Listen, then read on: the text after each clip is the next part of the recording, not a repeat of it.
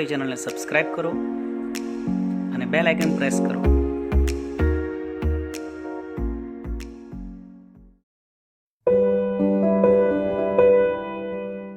Hello friends, હું છું રાજેશ ગોહિલ અને આપ જોઈ રહ્યા છો અમારી ચેનલ એક્સિલન્સ એકેડમી. આજના વિડીયો લેક્ચરમાં આપણે ધોરણ 11નો જે યુનિટ 1 છે, જેનું નામ છે the journey of my life from earth two Everest, એટલે કે અરુણિમા સિન્હાની જીવનની કહાની, કે એ જમીનથી લઈને છેક પર્વત સુધી, એટલે કે જે એવરેસ્ટ પર્વત છે તેણે કઈ રીતે સર કર્યો. તો આની પહેલાંના વિડીયોમાં આપણે સીન 1 અને સીન 2ની ચર્ચા કરી હતી. એના અગત્યના સવાલ જવાબ, એના હાર્ડ વર્ડ્સ, એ બધું આપણે પાર્ટ 1ની અંદર જોઈ ગયા છીએ. આજનો આ પાર્ટ 2નો જે વિડીયો છે એની અંદર આપણે સીન 3 અને સીન 4, જેની અંદર અરુણિમા જ્યારે એવરેસ્ટ સર કરે છે એ કહાની છે 3 અને 4 સીનની અંદર. બરાબર, એને શું તકલીફો પડી, એને કઈ કઈ તકલીફોનો સામનો કરવો પડ્યો, એના વિશે આપણે ચર્ચા કરીશું આજના વિડીયોમાં. ઓકે, તો ચાલો ત્યારે શરૂ કરીએ સીન 3. બરાબર, તો સીન 3ની અંદર પ્રથમ પેરેગ્રાફ છે કે ઓન 28 ફેબ્રુઆરી 2012, એટલે કે 28મી ફેબ્રુઆરી 2012ના રોજ, almost a year letter, year after, almost એટલે લગભગ, અ યર આફ્ટર એટલે એક વર્ષ બાદ. તો શેના એક વર્ષ બાદ? I was pushed out of the train. I was pushed out of the train એટલે કે મને ટ્રેનમાંથી બહાર ધકેલી દેવામાં આવી, જેનો પગ કપાઈ ગયો, એને જે એક વર્ષ પૂરું થયું હતું. તો 28મી ફેબ્રુઆરી 2012ના દિવસે લગભગ મને ટ્રેનમાંથી બહાર ફેંકી દેવાયાના એક વર્ષ બાદ આઈ સેટ આઉટ એટલે ચાલી નીકળવું, કોઈ જગ્યાએ જવા માટેની મુસાફરી શરૂ કરવી, એને કહેવાય છે સેટ આઉટ. તો આઈ સેટ આઉટ એનું સિમિલર આપેલું છે કે leave a place and start journey, કોઈ જગ્યાને છોડવું અને પોતાની મુસાફરીને શરૂ કરવી. ઓકે, ગુજરાતીમાં કહેવાય ચાલી નીકળવું. તો આઈ સેટ આઉટ, હું ચાલી નીકળી, ફોર ધ ટ્રેનિંગ ઇન્સ્ટિટ્યૂટ એટલે કે તાલીમ માટેની જે સંસ્થા છે ત્યાં જવા માટે અરુણિમા સિન્હા નીકળી પડી. Setup by Bachendri Pal near Uttarkashi. Bachendri Pal કે જે પ્રથમ મહિલા હતા જેણે એવરેસ્ટ સર કર્યું હતું. બરાબર, તો એ બચેન્દ્રી પાલ એક ટ્રેનિંગ ઇન્સ્ટિટ્યૂટની સ્થાપના કરી હતી. ત્યાં જવા માટે, તાલીમ મેળવવા માટે અરુણિમા સિન્હા નીકળી પડી. આઈ કોલ્ડ અપ બચેન્દ્રી પાલ, મેં બચેન્દ્રી પાલને કોલ કર્યો. ટુ ટેલ હર, એમને જણાવવા માટે, બચેન્દ્રી પાલને જણાવવા માટે મેં કોલ કર્યો that we head reached Uttarkashi, કે અમે, એની જે ટીમ હતી એ ટીમ લઈને એ ઉત્તરકાશી પહોંચી ગઈ હતી. અરુણિમા સિન્હા ઉત્તરકાશી સુધી પહોંચી ગઈ હતી એવું જણાવવા માટે તેને બચેન્દ્રી પાલને કોલ કર્યો. She was surprised at how quickly I had reached. She was surprised એટલે તે આશ્ચર્યચકિત હતી. બચેન્દ્રી પાલને આશ્ચર્ય થયું, એને નવાઈ લાગી. શું નવાઈ લાગી? કે હાઉ ક્વિકલી, કેટલી ઝડપથી, આઈ હેડ રીચડ, હું પહોંચી ગઈ હતી. અરુણિમા સિન્હા ત્યાં પહોંચી ગઈ હતી બહુ ટૂંક સમયમાં, એ વાતનું બચેન્દ્રી પાલને આશ્ચર્ય હતું. આફ્ટર ધીસ, ત્યાર પછી, એટલે આ ઘટના પછી, માય કોન્ફિડન્સ સ્કાય રોકેટેડ, મારો જે આત્મવિશ્વાસ છે, મારો જે કોન્ફિડન્સ છે, સ્કાય રોકેટેડ એટલે કે જેમ આકાશની અંદર રોકેટ જતું હોય છે ને, જે ઝડપથી, જે ગતિથી, એમ એનો મતલબ કે વધી જવું. મારો કોન્ફિડન્સ એટલી જ ઝડપથી વધી ગયો. બરાબર, તો પેરેગ્રાફ પરથી આપણે જોઈએ આપણો પ્રશ્ન. 21 પ્રશ્નો આની પહેલાંના આપણા વિડીયોમાં જોયેલા છે. તો આગળ પ્રશ્ન નંબર 22 છે. When did Arunima set out for the training institute, એટલે કે અરુણિમા તાલીમ સંસ્થાએ જવા માટે ક્યારે નીકળી પડી? તો કઈ તારીખ હતી મિત્રો? ફર્સ્ટ લાઇનમાં તમને આપેલું છે ઓન 28 ફેબ્રુઆરી 2012, 28મી ફેબ્રુઆરી 2012ના દિવસે. બરાબર, તો આપણે જવાબ લખીશું, સવાલમાંથી શરૂ કરીશું. અરુણિમા સેટ આઉટ, સેટ આઉટનું ભૂતકાળ પણ સેટ આઉટ જ થાય છે, એટલા માટે કોઈ ફેરફાર નહીં થાય ક્રિયાપદમાં. સેટ આઉટ એનું ભૂતકાળ જ છે. બરાબર, તો Arunima set out for the training institute, આટલું આપણને સવાલમાં આપેલું છે કે અરુણિમા તાલીમ સંસ્થા માટે જવા માટે નીકળી પડી. ક્યારે? તો ઓન, ડેટ લખવા માટે આપણે એની પહેલાં ઓન લખવું પડશે કે ઓન 28 ફેબ્રુઆરી 2012, 28મી ફેબ્રુઆરી 2012ના દિવસે. બરાબર, ચાલો આગળ વધીએ. ત્યારબાદ નેક્સ્ટ ક્વેશ્ચન છે 23. Whom did Arunima call and why. અરુણિમાએ કોને ફોન કર્યો? એન્ડ વાય એટલે કે શા માટે ફોન કર્યો? તો આપણને ખ્યાલ છે કે અરુણિમાએ બચેન્દ્રી પાલને ફોન કર્યો હતો. અને શા માટે ફોન કર્યો હતો? એ બતાવવા માટે કે તેઓ ઉત્તરકાશી પહોંચી ગયા હતા. બરાબર, તો આપણે સવાલમાંથી શરૂ કરીશું. ડીડ આપ્યું છે સવાલની અંદર, એટલા માટે કોલનું શું કરીશું? આપણે કોલ્ડ કરીશું. રાઈટ, તો આન્સર બનશે અરુણિમા કોલ્ડ બચેન્દ્રી પાલ. અરુણિમાએ કોલ કર્યો, ફોન કર્યો બચેન્દ્રી પાલને. અને શા માટે? તો જવાબ લખીશું ટુથી જોડીને, ટુ ટેલ હર ધેટ, તેને જણાવવા માટે કે, એટલે કે બચેન્દ્રી પાલને જણાવવા માટે કે દે હેડ રીચડ ઉત્તરકાશી. આપણને પેરેગ્રાફની અંદર આપ્યું છે કે વી હેડ રીચડ. આપણે વીનું શું કરવાનું છે? આપણે ઇનડાયરેક્ટમાં જવાબ લખવાનો હોય છે, બરાબર. એટલે આપણે વી હેડ રીચડનું કરીશું ધે હેડ રીચડ. તેઓ પહોંચી ગયા હતા ઉત્તરકાશી, બરાબર છે. ચાલો આગળ વધીએ. ત્યારબાદ નેક્સ્ટ ક્વેશ્ચન જોઈએ. ક્વેશ્ચન નંબર 24 છે, when did Arunima's confidence sky rocket. અરુણિમાનો આત્મવિશ્વાસ ક્યારે અત્યંત વધી ગયો? સ્કાય રોકેટ મતલબ અત્યંત વધી જવું, ખૂબ જ ગતિ સાથે વધી જવું, બરાબર. તો ક્યારે વધી ગયો? તો જ્યારે બચેન્દ્રી પાલને આશ્ચર્ય થયું કે આટલી જલ્દી આ લોકો કેવી રીતે પહોંચી ગયા. એક અપંગ છોકરી જેનો પગ નકલી છે, એક પગ બનાવટી છે, એને જ્યારે આશ્ચર્ય થયું ને ત્યાર પછી અરુણિમાનો જે આત્મવિશ્વાસ છે એ ખૂબ જ વધી ગયો. ઓકે, તો આપણે આન્સર લખીશું કે when Bachendri Pal was surprised. જ્યારે બચેન્દ્રી પાલને આશ્ચર્ય થયું, જ્યારે બચેન્દ્રી પાલ આશ્ચર્યચકિત થઈ ગઈ. કઈ વાત પર? તો at how quickly Arunima had reached Uttarkashi, કે કેટલી ઝડપથી અરુણિમા ઉત્તરકાશી પહોંચી ગઈ હતી.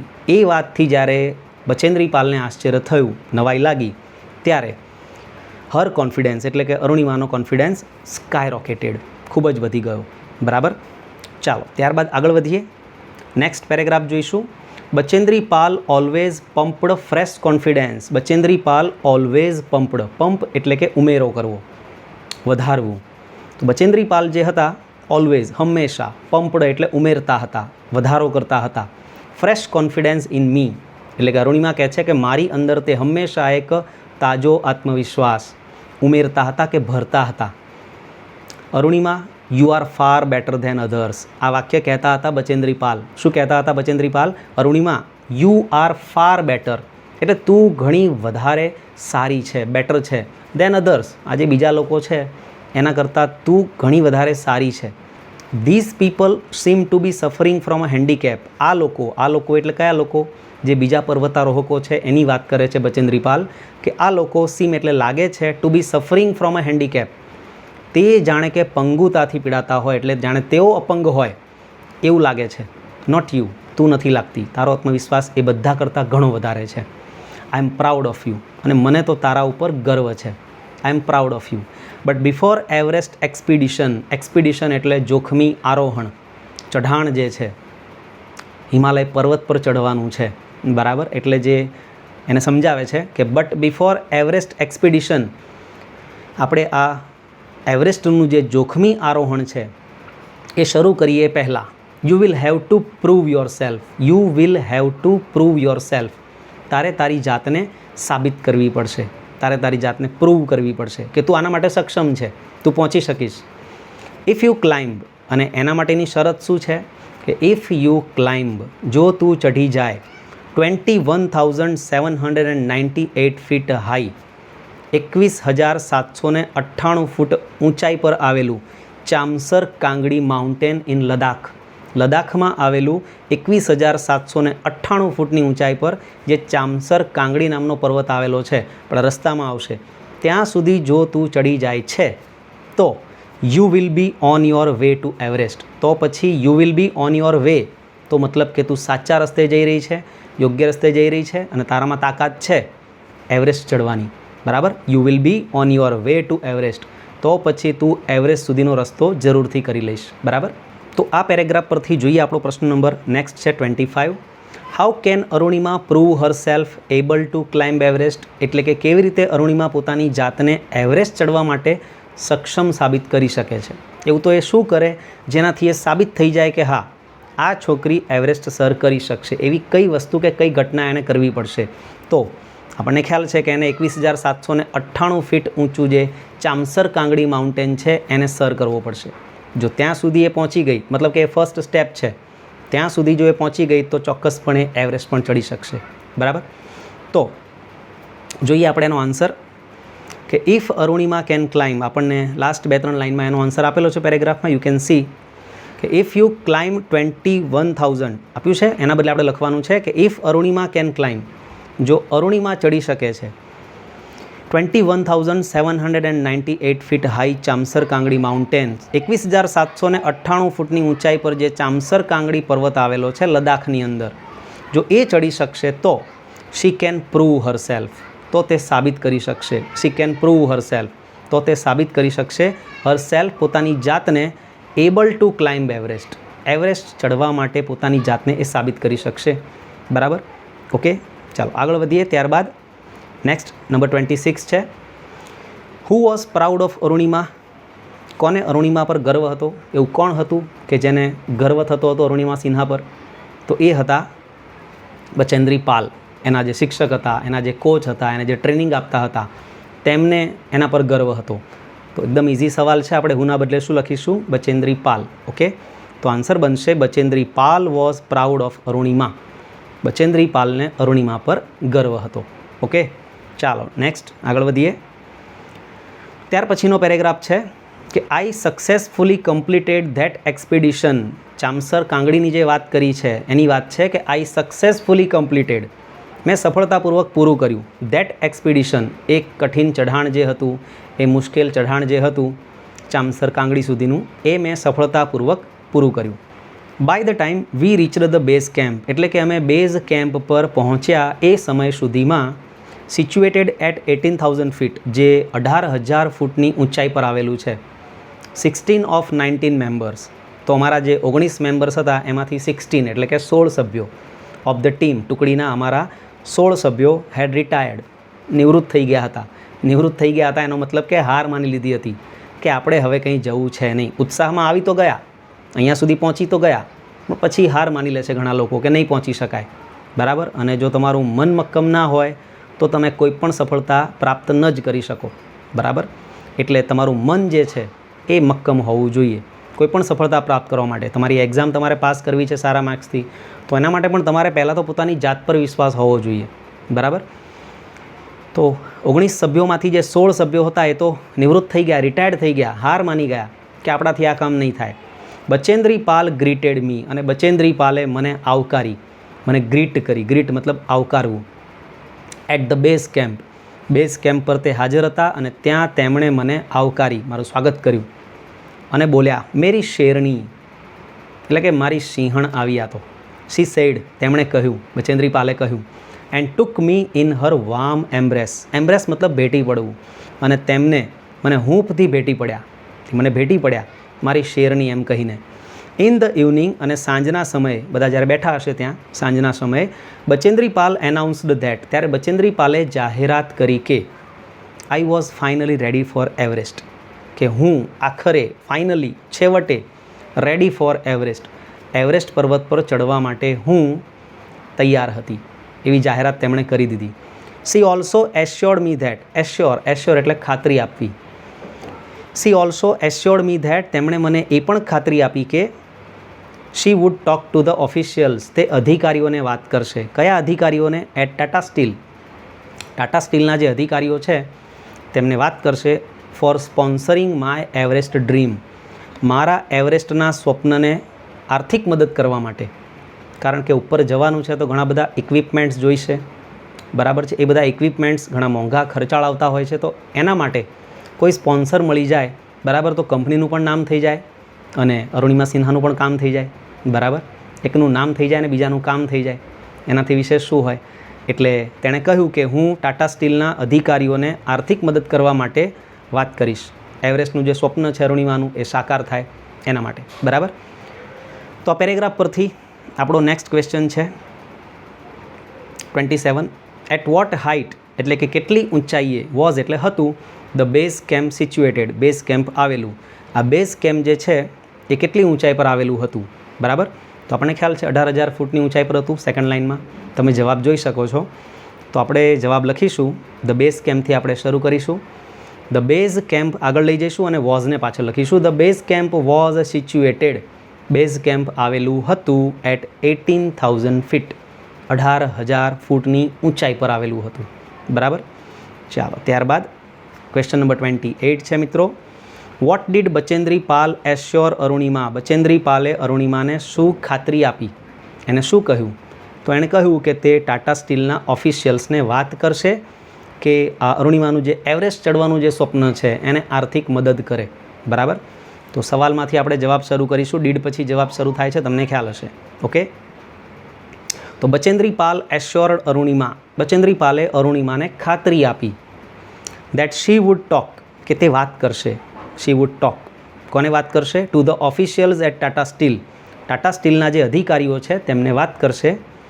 Four sponsoring her Everest dream, તેના એવરેસ્ટના સ્વપ્નને સ્પોન્સર કરવા માટે, આર્થિક મદદ કરવા માટે, જેથી આ છોકરીનું સ્વપ્ન સાકાર થાય. બરાબર, ઓકે. અહીંયા માય એવરેસ્ટ ડ્રીમનું આપણે કરવું પડશે હર એવરેસ્ટ ડ્રીમ. ઇનડાયરેક્ટના જે નિયમો છે તમને ખ્યાલ હશે મિત્રો, એ પ્રમાણે તમારે જવાબ બનાવવાનો થાય છે. બરાબર છે. ચાલો ત્યારે આગળ વધીએ. ત્યાર પછી નેક્સ્ટ હવે સીન 4 જોવાનો છે. લાસ્ટ સીન છે, આપણે સીન 3 પૂરો કર્યો. સીન 4ની અંદર હવે એ જે ચડે છે ત્યાંથી બેઝ કેમ્પથી એ આગળ એવરેસ્ટનું શિખર સર કરે છે ને એમાં એને કેટલી તકલીફો પડે છે, શું તકલીફ પડે છે, શું મુસીબત પડે છે એ આપણે જોઈશું. બરાબર છે. તો સીન 4ની અંદર ફર્સ્ટ લાઇન છે, I arrive at Everest base camp on 11th April 2013. હું એવરેસ્ટના બેઝ કેમ્પ પર આવી ગઈ ઓન 11th એપ્રિલ 2013, 11મી એપ્રિલ 2013ના રોજ. Exactly 2 years had passed, exactly બરાબર 2 years હેડ પાસ્ડ, 2 વર્ષ પસાર થઈ ગયા હતા. કઈ વાતને? Since I was thrown out of the moving train, મને ચાલતી ટ્રેનમાંથી બહાર ફેંકી દેવામાં આવી હતી. એ ઘટનાને લગભગ 2 વર્ષ પસાર થઈ ગયા હતા. એટ ધ કેમ્પ, કેમ્પ પર, એની જે છાવણી હતી ત્યાં, કેમ્પ એટલે છાવણી, તો છાવણી પર nobody seemed to know, nobody seemed to know એટલે કોઈ જાણતું હોય એવું લાગતું નહોતું that I had an artificial leg, કે મારો જે પગ હતો તે આર્ટિફિશિયલ હતો, નકલી હતો, બનાવટી હતો, કૃત્રિમ હતો. એ વાતની કોઈને જાણ હોય એવું લાગતું નહોતું. બધાને એમ જ હતું કે આ નોર્મલ છોકરી છે, એ બધાની જેમ જ. બરાબર. વન ડે, પણ એક દિવસ, વાઇલ રિટર્નિંગ, પાછા ફરતી વખતે, જ્યારે ક્યાંકથી રિટર્ન આવી રહ્યા હશે કોઈ જર્નીથી, ત્યારે my left leg got wet, my left leg, મારો ડાબો પગ, ગોટ વેટ, ભીનો થઈ ગયો, વિથ સ્નો, બરફના કારણે જે નકલી લગાવેલો પગ છે એ ભીનો થઈ ગયો, વિથ સ્નો, બરફથી. બિકોઝ આઈ હેડ સ્લીપ્ડ, કારણ કે હું લપસી ગઈ હતી. A couple of times, a couple of times એટલે 1-2 વાર હું લપસી ગઈ હતી. ઓન ધ સ્લીપરી સરફેસ, કારણ કે જે સપાટી હતી, બરફવાળી સપાટી હોય એટલે ઓબ્વિયસલી થોડી લપસણી જ હોય. બરાબર, તો સરકી ગઈ હશે ત્યાંથી. તો 1-2 વાર એટલે કે couple of times on the slippery surface, લપસણી સપાટી પર હું લપસી ગઈ હતી. એટલા માટે એનો જે પગ છે, નકલી પગ, એ ભીનો થઈ ગયો હતો. નેક્સ્ટ મોર્નિંગ, બીજા દિવસની સવારે, I left the artificial leg, મેં એ નકલી કે કૃત્રિમ પગને કાઢ્યો, અલગ કર્યો. ઇન ધ સન, સૂર્યમાં, તડકામાં, ટુ ડ્રાય, અને સુકાવા માટે મૂક્યો. મેં એ કૃત્રિમ પગ કાઢીને એને તડકામાં સુકાવા માટે મૂક્યો. ઇન ધ સનનો મતલબ તડકામાં એવો થાય છે, સૂર્યના તડકામાં. એટ ધેટ ટાઈમ, એ સમયે, સમ ફોરેનર્સ, એ સમયે કેટલાક જે વિદેશીઓ હતા, પર્વતારોહકોમાં કેટલાક ફોરેનર્સ પણ હતા. તો સમ ફોરેનર્સ, કેટલાક વિદેશીઓએ રિયલાઇઝડ ધેટ, તેમને અહેસાસ થયો that I had only 1 leg, ત્યારે એમને અહેસાસ થયો, ત્યારે તેમને ભાન થયું કે આઈ હેડ ઓનલી 1 લેગ, મારે તો એક જ પગ હતો, બીજો પગ જે હતો એ તો નકલી હતો. એ વાતનો ખ્યાલ તેમને ત્યારે આવ્યો જ્યારે આ એક પગને એણે તડકામાં સુકાવા માટે મૂક્યો હતો. આફ્ટર ધેટ, અને ત્યારબાદ, my TRP સોર્ડ, my TRP, TRP એટલે એનો જે પ્રસિદ્ધિનો જે આંક છે એ એકદમ જ વધી ગયો. બરાબર, ટેલિવિઝન રેટિંગ પોઈન્ટ જેને કહેવાય છે. સિરિયલની અંદર કઈ સિરિયલ વધારે ચાલે છે એનો એક આંક હોય છે જેને ટીઆરપી કહેવાય છે. તો એ ટીઆરપી મારો જે છે અચાનક વધી ગયો, એટલે કે મારી નામના થઈ ગઈ. બરાબર. ચાલો પેરેગ્રાફ પરથી આપણે પ્રશ્ન જોઈશું આગળનો. નેક્સ્ટ ક્વેશ્ચન છે આપણો 29, કે what did other mountaineers not know, બીજા જે પર્વતારોહકો હતા, માઉન્ટેનિયર્સ, એ શું નહોતા જાણતા? બીજા લોકો શું નહોતા જાણતા? તો અરુણિમાનો જે એક પગ છે એ કૃત્રિમ છે એ વાત એ જાણતા નહોતા. બરાબર. તો જોઈએ આપણે એનો જવાબ શું થશે. અધર માઉન્ટેનિયર્સ ડીડ નોટ નો, નકારમાં જવાબ લખવાનો છે એટલે ડીડને આપણે પાછળ લઈ જવું પડશે. બરાબર છે. તો અધર માઉન્ટેનિયર્સ, બીજા પર્વતારોહકો, ડીડ નોટ નો, જાણતા નહોતા that Arunima had an artificial leg, કે અરુણિમાનો એક પગ કૃત્રિમ હતો, નકલી હતો કે બનાવટી હતો, એ વાત એ જાણતા નહોતા. બરાબર. ત્યારબાદ નેક્સ્ટ ક્વેશ્ચન જોઈએ, question number 30. Van did Arunima become more famous, એટલે કે અરુણિમા ક્યારે વધારે પ્રખ્યાત બની ગઈ, ક્યારે વધારે જાણીતી બની ગઈ, એનો ટીઆરપી ક્યારે વધી ગયો? તો જ્યારે લોકોને ખબર પડી કે આ છોકરીનો એક પગ તો નકલી છે, એનો તો એક જ પગ છે. ઓકે, તો આપણે શરૂઆત કરીશું. કે when some foreigners realised that, when some foreigners, જ્યારે કેટલાક વિદેશીઓએ રિયલાઇઝડ એટલે કે ભાન થયું, અહેસાસ થયો, that Arunima had only one leg, કે અરુણિમાને તો એક જ પગ હતો, ત્યારે અરુણિમા બીકમનું શું કરવાનું છે? બીકેમ, ભૂલાય નહીં આ વસ્તુ. અરુણિમા બીકેમ મોર ફેમસ, ત્યારે અરુણિમા વધારે ફેમસ થઈ ગઈ, વધારે પ્રખ્યાત બની ગઈ, એની નામના થઈ ગઈ. બરાબર છે, એને લોકો માન આપવા લાગ્યા.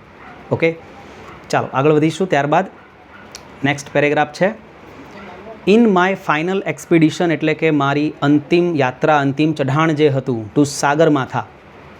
સાગરમાથા એટલે હેડ ઓફ ધ સી, સમુદ્રનું માથું, એવું એક જગ્યાનું નામ આપેલું છે ઉપર એવરેસ્ટ પર.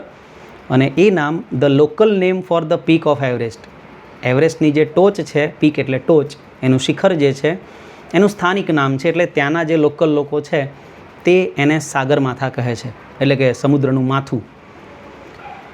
એ દરમિયાન મારી જે અંતિમ યાત્રા હતી સાગરમાથા સુધીની, એ યાત્રા દરમિયાન Nima Kancha was my mountain guide.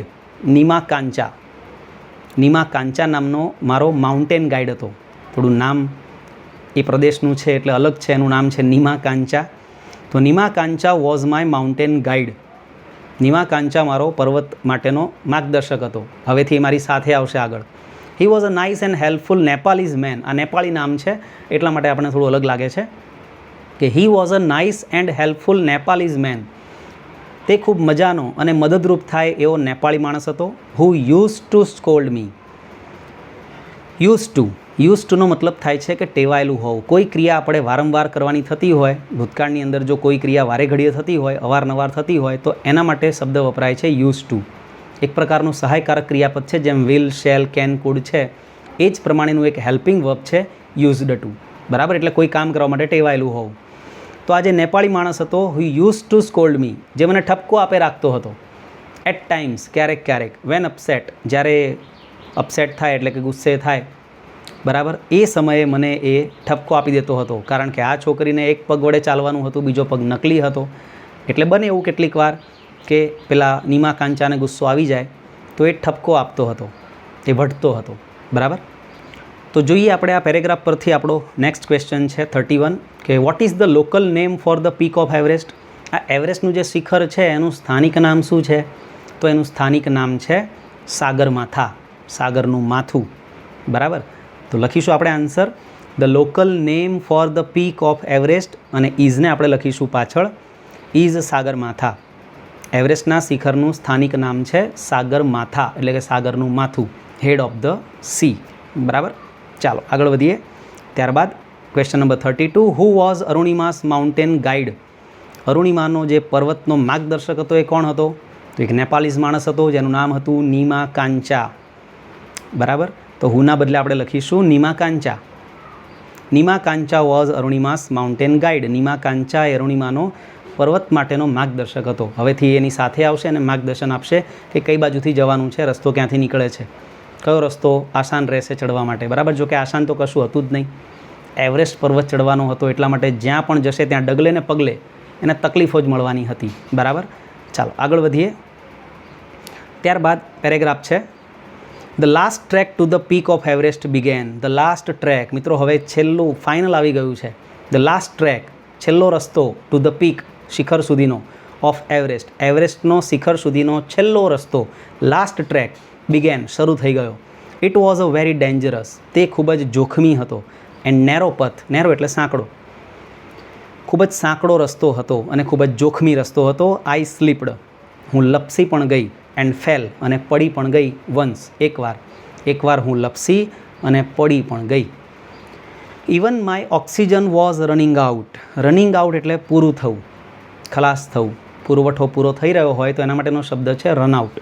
તમારા મોબાઈલમાં ક્યારેક જો મેમરી ફૂલ થઈ જાય, મેમરી ભરાઈ જાય, ઓછી મેમરી વધી હોય, ત્યારે તમારામાં મેસેજ આવતો હશે મેમરી ઇઝ રનિંગ આઉટ. બરાબર, તો રનિંગ આઉટ મતલબ ખલાસ થઈ જવું અથવા પૂરું થઈ જવું. તો my oxygen was running out, મારો ઓક્સિજન જે હતો એ પણ ખલાસ થવા જઈ રહ્યો હતો. I was struggling with my paining leg. I was struggling, હું સંઘર્ષ કરી રહી હતી. વિથ માય પેનિંગ લેગ, મારા પીડાતા, મારા દુખતા પગથી હું સંઘર્ષ કરી રહી હતી. માય શેરપા, એટલે કે મારો જે ગાઈડ હતો માય શેરપા, સેડ, એણે કહ્યું, આઈ મસ્ટ ક્વિટ, કે મારે હાર માની લેવી જોઈએ, ક્વિટ કરી દેવું જોઈએ, છોડી દેવું જોઈએ, કે મૂકો હવે નથી જવું આગળ, પાછા જતા રહીએ. બટ આઈ ન્યૂ, પણ હું જાણતી હતી, that there was no going back. But I knew that there was no going back, પણ હું જાણતી હતી કે હવે પાછા જવાનો તો કોઈ રસ્તો જ નથી, કોઈ સવાલ જ નથી. અહીંયા સુધી પહોંચીને હવે પાછું જવું તો સવાલ જ નથી. આઈ પુશ્ડ ફોરવર્ડ, હું આગળ વધતી રહી, આગળ ધકેલાતી રહી. ધો માય શેરપા કેપ્ટ ઇન્સિસ્ટિંગ, ધો એટલે છતાં, માય શેરપા, મારો જે શેરપા હતો, મારો જે ગાઈડ હતો, કીપ ઇન્સિસ્ટિંગ, એ મને સતત આગ્રહ કરતો હતો, દેટ આઈ શુડ રિટર્ન, મારે પાછા ચાલ્યા જવું જોઈએ. બરાબર, આટલી બધી તકલીફ પડે છે તને, તારો પગ ઘવાયેલો છે, પગમાં દુખાવો થાય છે, તો પછી હવે આ વાતને અહીંયા પડતી મૂકવી જોઈએ અને પાછા જતા રહેવું જોઈએ. I have enough oxygen to reach the summit and હોઇસ્ટ the countries flag. હવે આ વાક્ય છે આ છોકરીનું, આ બહાદુર છોકરીનું, અરુણિમા સિન્હાનું, કે આઈ હેવ ઇનફ ઓક્સિજન, મારી પાસે પૂરતો ઓક્સિજન છે, તમે ચિંતા ના કરો. To reach the summit, summit એટલે શિખર, શિખર સુધી પહોંચવા માટેનો પૂરતો ઓક્સિજન મારી પાસે છે. એન્ડ હોઇસ્ટ, હોઇસ્ટ એટલે ફરકાવવું, ધ કન્ટ્રીઝ ફ્લેગ, આપણા દેશનો તિરંગો જ્યાં સુધી હું ફરકાવી ના દઉં ત્યાં સુધીનો તો ઓક્સિજન મારી જોડે છે જ, એ તો હું કામ કરીશ જ. એટલે મારી પાસે પૂરતો ઓક્સિજન છે શિખર સુધી પહોંચવાનો અને આપણા દેશનો ઝંડો ફરકાવવાનો, એટલો ઓક્સિજન છે. What happens afterwards doesn't matter any more. વાહ, શું વાક્ય છે! વોટ હેપન્સ આફ્ટરવર્ડ્સ, ત્યાર પછી શું થશે, ડઝન્ટ મેટર એની મોર, એટલે કે એનો તો કોઈ મતલબ જ નથી, એનો કોઈ અર્થ જ નથી. પછી ભલે જે થવું હોય એ થાય, પછી ભલે હું ત્યાં ઢળી પડું, હું મરી જાઉં, આઈ ડોન્ટ કેર, એવો એટીટ્યૂડ. બરાબર, કે what happens afterwards doesn't matter any more, ત્યાર પછી શું થશે એનો તો સવાલ જ નથી, અથવા તો એનો કોઈ અર્થ જ નથી, જે થવું એ ભલે થાય. આઈ ટોલ્ડ નીમા કાંચા, મેં નીમા કાંચાને કહી દીધું ફર્મલી, એકદમ મક્કમતાથી, કે ભાઈ એના પછી જે થશે હું જોઈ લઈશ, મારી જિંદગી છે અને મારે પહોંચવું છે એટલે પહોંચવું છે. આઈ મીન ઇટ, એનો તો જાણે ફેંસલો કરી લીધો હતો કે ભલે મરી જવાનું થાય ત્યારબાદ પણ એ શિખર પર ચડીને ઝંડો લહેરાવવો છે. બરાબર, શું કોન્ફિડન્સ છે! ચાલો, એના પરથી આપણો સવાલ છે નંબર 33, કે what difficulties did Arunima face, કઈ મુસીબતો, કઈ મુશ્કેલીઓ અરુણિમા ફેસ, અરુણિમાએ સામનો કર્યો in the last track to the peak of Everest, એવરેસ્ટની ટોચના જે અંતિમ રસ્તો હતો, અંતિમ માર્ગ હતો, એના પર અરુણિમાએ કઈ મુસીબતોનો સામનો કર્યો. તો જોઈએ આપણે આન્સર, કે Arunima slipped and fail once, આપણને સેકન્ડ લાઇનમાં આપેલું છે આઈ સ્લીપ્ડ, એના બદલે અરુણિમા સ્લીપ્ડ, અરુણિમા લપસી ગઈ, એન્ડ ફેલ વન્સ, અને એકવાર તો પડી પણ ગઈ. હર ઓક્સિજન વોઝ રનિંગ આઉટ, એનો ઓક્સિજન પણ ખલાસ થઈ રહ્યો હતો, ઓક્સિજન પૂરો થઈ રહ્યો હતો. She was struggling with her paining leg, she was struggling, તે સંઘર્ષ કરી રહી હતી, વિથ હર પેનિંગ લેગ, એના પીડાતા, એના દુખતા પગ સાથે તે સંઘર્ષ કરી રહી હતી, પણ હાર નથી માની રહી. બરાબર, ભલે જે થવું એ થાય. તો આ બધી તકલીફોનો તેણે સામનો કરવો પડ્યો. બરાબર, ચાલો આગળ વધીએ. ત્યારબાદ ખૂબ જ ઇન્ટરેસ્ટિંગ મોડ પર આપણી કહાની આવી ગઈ છે. નંબર 34 છે પિક આઉટ ધ સેન્ટેન્સ, એટલે કે તમે શોધી કાઢો એ વાક્યને દેટ રિવીલ્સ, જે રિવીલ કરે છે, જે બતાવે છે અરુણિમાસ ગ્રેટ કોન્ફિડન્સ, અરુણિમાનો ખૂબ જ જબરજસ્ત આત્મવિશ્વાસ બતાવતું હોય એવું વાક્ય કયું છે આમાંથી, આ પેરેગ્રાફમાંથી.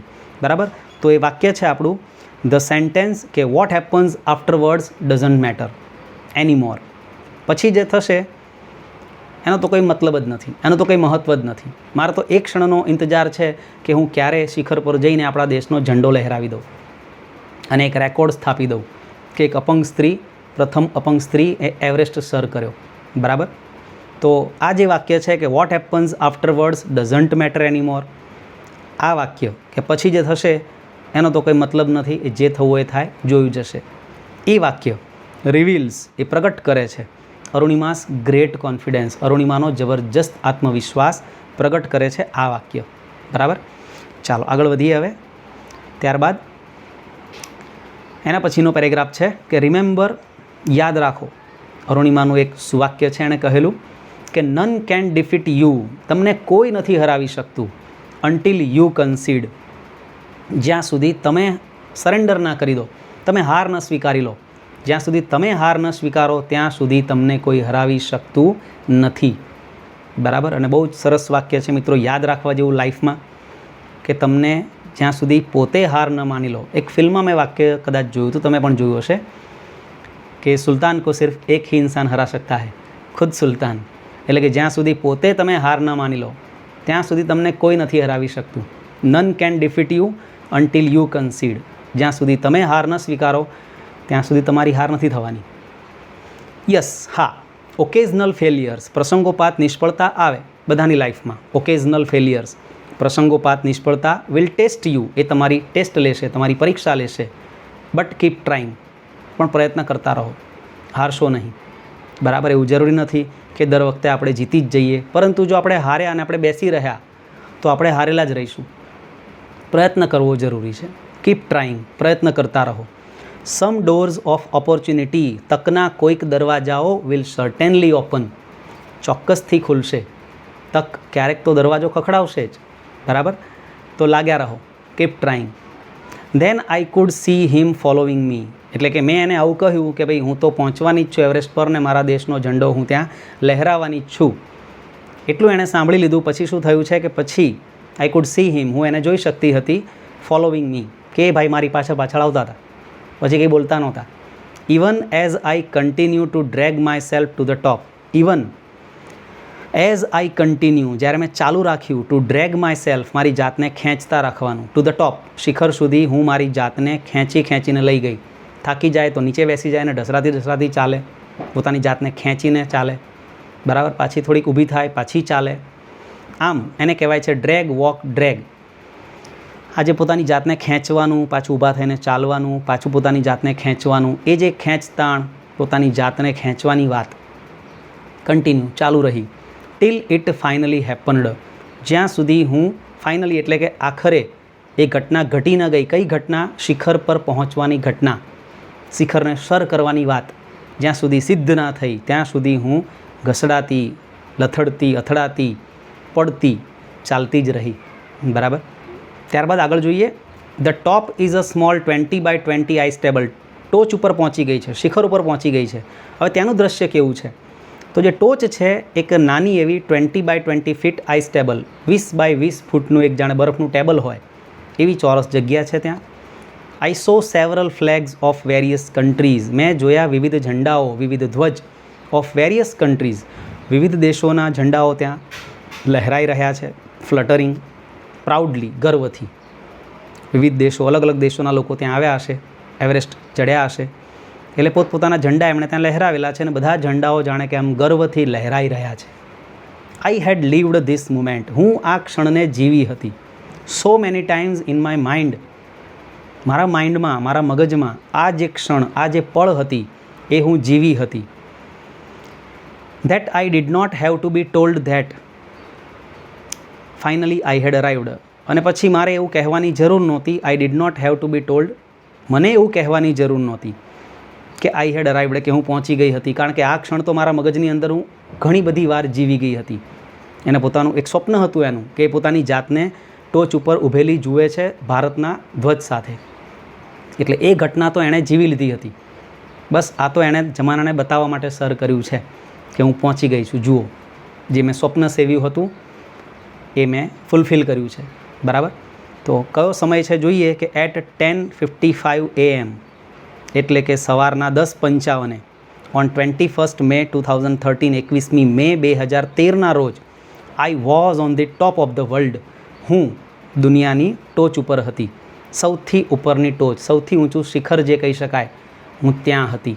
બરાબર, તો જોયું મિત્રો, એક વ્યક્તિ જે નિર્ણય કરે છે, જે સ્વપ્ન સેવે છે અને આખરે એને સાકાર કરે છે, અને એ પણ એક અપંગ સ્ત્રી જેનો એક પગ નકલી છે. આપણે તો બધું જ સલામત છે, હાથ, પગ અને હૈયું. બરાબર, તો આપણે જે જીવનમાં ઈચ્છતા હોઈએ એ ચોક્કસપણે હાંસિલ કરી જ શકીએ. બસ હાર નથી માનવાની ક્યારેય. અને કોઈ કહે છે કે તું આ ન કરી શકે, તારાથી આ ન થાય, તું આટલું રિઝલ્ટ ના લાવી શકે, તારાથી ડૉક્ટર ન બની શકાય, કે તારાથી એન્જિનિયર ન બની શકાય, બરાબર, કે તારાથી સૈનિક ન બની શકાય. એક અપંગ સ્ત્રી કે જેણે એક સ્વપ્ન સેવ્યું, અને એ સ્વપ્ન પણ એના બનેવી એને કહ્યું હતું કે એવરેસ્ટ ચડોગી, અને એ એક વાત એને મનમાં ઠસાવી લીધી, અને જુઓ, એણે કરી બતાવ્યું. બરાબર, એટલે તમને પણ ક્યારેક કોઈ કામ કરતાં કોઈ રોકતું હોય, તમારા સ્વપ્નની વચ્ચે કોઈ આવતું હોય, તો એને પણ તમારે કહી દેવાનું છે કે એ હું સ્વપ્ન સાકાર કરીને ત્યારે તને કહીશ. બરાબર, અત્યારે રસ્તામાં ના આવશો. મને મારું સ્વપ્ન જીવવા દો, એમ એમને કહી દેવાનું છે. અને પછી તમારે મચી પડવાનું છે તમારા સ્વપ્નને સાકાર કરવા માટે જે પણ કરવું પડે, બરાબર, તો સ્વપ્ન સાકાર થશે. ચાલો તો આગળ વધીએ. એના પરથી પ્રશ્ન છે આપણો 35 નંબરનો ક્વેશ્ચન કે હાઉ વોઝ ધ માઉન્ટેન ટોપ, પર્વતની ટોચ કેવી હતી, પર્વતનું જે શિખર હતું એ કેવું હતું? તો 20 બાય 20 ફીટનું આઈસ ટેબલ હતું, બરાબર. તો આન્સર લખીશું આપણે ધ માઉન્ટેન ટોપ વોઝ, એટલે કે પર્વતનું શિખર હતું અ સ્મોલ, એક નાનું એવું 20 by 20 feet ice table, 20 by 20 ફૂટનું એક બરફનું ટેબલ જાણે હોય એવી એ જગ્યા હતી, બરાબર. ત્યારબાદ question number 36 when did Arunima reach on the top, Arunima ટોચ ઉપર ક્યારે પહોંચી, એ કયો દિવસ હતો, કયો સમય હતો? તો લખીશું આપણે આન્સર કે Arunima reached on the top, Arunima ટોચ ઉપર પહોંચી એટ 10:55 AM, એટલે કે સવારના 10:55 ઓન 21 મે 2013, 21મી મે 2013ના રોજ એણે હિમાલયનું જે ઊંચું શિખર કહી શકાય માઉન્ટ એવરેસ્ટ તે એણે સર કર્યું હતું, બરાબર મિત્રો. ચાલો મિત્રો આગળ વધીએ. હવે લાસ્ટ પેરેગ્રાફ છે એનો પાઠનો, જેમાં છે આઈ ફેલ્ટ લાઇક ડાન્સિંગ, એટલે કે મને તો લાગતું હતું કે જાણે હું નાચું, મને તો નાચવાનું મન થતું હતું. ક્રાઇંગ, રડવાનું મન થતું હતું. એન્ડ લાફિંગ, અને હસવાનું મન થતું હતું. એટ ધ સેમ ટાઈમ, એક જ સમયે મને નાચવાનું, રડવાનું અને જાણે કે હસવાનું મન થતું હતું. માય માઇન્ડ વોઝ અ કેલેડોસ્કોપ, કેલેડોસ્કોપ એટલે જાણે એક ઉપકરણ આવે છે, એક સાધન આવે છે જેમાં તમે જુઓ તો તમને લાગે કે અલગ અલગ રંગો એમાં બદલાઈ રહ્યા છે, એને કહેવાય છે કેલેડોસ્કોપ. તો મારું જે મન છે એ તો જાણે સતત રંગ બદલતું ઉપકરણ હોય ઓફ ઇમોશન્સ, લાગણીઓનું, અલગ અલગ ઇમોશન્સ આવતા હતા.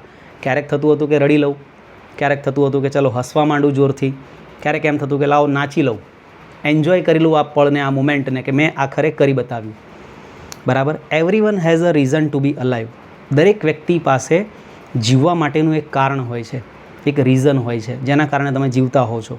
મે બી this was mine, maybe this, કદાચ આ જે ઘટના છે એવરેસ્ટને સર કરવાની, એ કદાચ મારા જીવવા માટેનું કારણ હતું. આઈ હેલ્ડ માય ફ્લેગ, મેં મારો ધ્વજ જે છે એને ઉઠાવ્યો. એન્ડ રેઇઝડ બોથ માય હેન્ડ્સ, અને મારા બંને હાથને મેં ઉપર કર્યા, હાઈ અપ, ઊંચા કર્યા. To register my country's record, મારા દેશના રેકોર્ડને નોંધવા માટે કે મેં પણ કરી બતાવ્યું. ઇન્ડિયાની એક અપંગ છોકરી કે જેણે પોતાનો ધ્વજ લહેરાવી દીધો છે માઉન્ટ એવરેસ્ટ પર, બરાબર. તો આટલા પ્રશ્નો તમે જોયા, 36 પ્રશ્નો છે આ પાઠની અંદરથી. અહીંયા આપણો આ પાઠ પૂરો થાય છે મિત્રો. બીજા વિડીયો જોવા માટે ચોક્કસપણે અમારી ચેનલને તમે સબસ્ક્રાઈબ કરી દેજો, જેથી અગાઉ જે પણ ધોરણ 11ના, ધોરણ 12ના તમારા જે વિડીયોઝ આવશે એ તમે જોઈ શકશો. ગ્રામરના પણ ઘણા બધા વિડીયોઝ આપણી ચેનલ પર ઉપલબ્ધ છે, તો તમે એ પણ જોજો અને બીજા વિડીયો માટે વેઇટ કરજો. બહુ ટૂંક સમયમાં ફરી મુલાકાત કરીશું. ત્યાં સુધી ગુડ બાય.